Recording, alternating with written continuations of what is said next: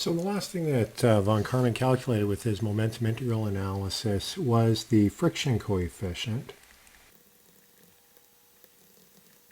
And the friction coefficient, just like any of the coefficients typically that we use in fluid mechanics, it was 2 times tau wall divided by rho u outer squared. So basically the dynamic pressure, 1/2 rho u squared in the denominator.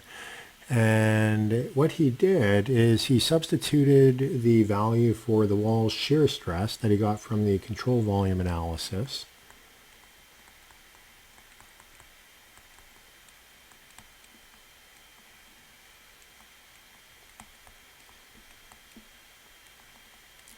And he also substituted in here his quadratic velocity profile.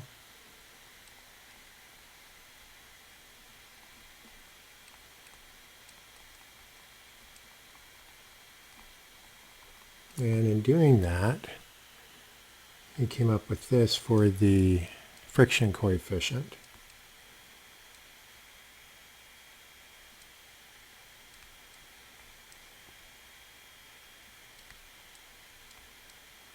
So we have a few things here, u naught, that cancels.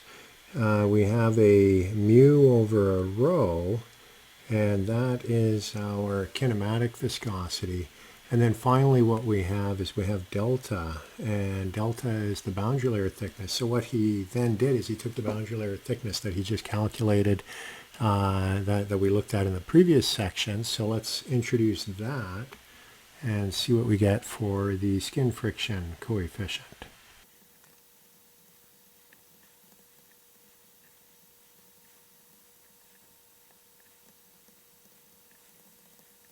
So that is what von Karman ended up with for the friction coefficient.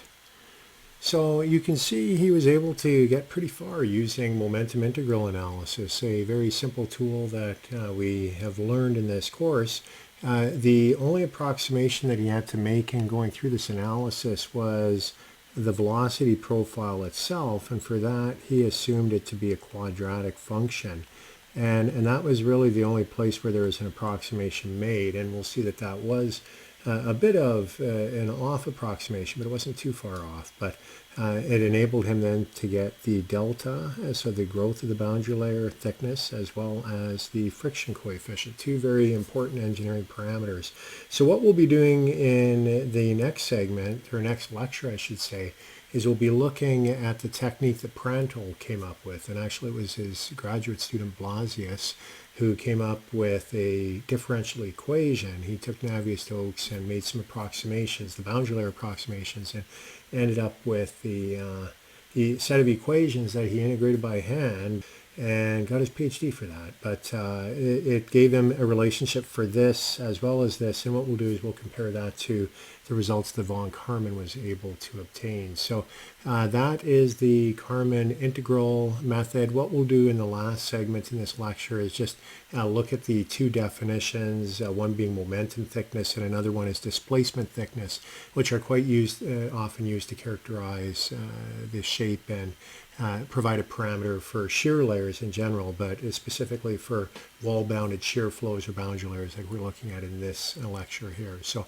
that's how we will close the lecture, and then we'll move into Prandtl's analysis in the next lecture.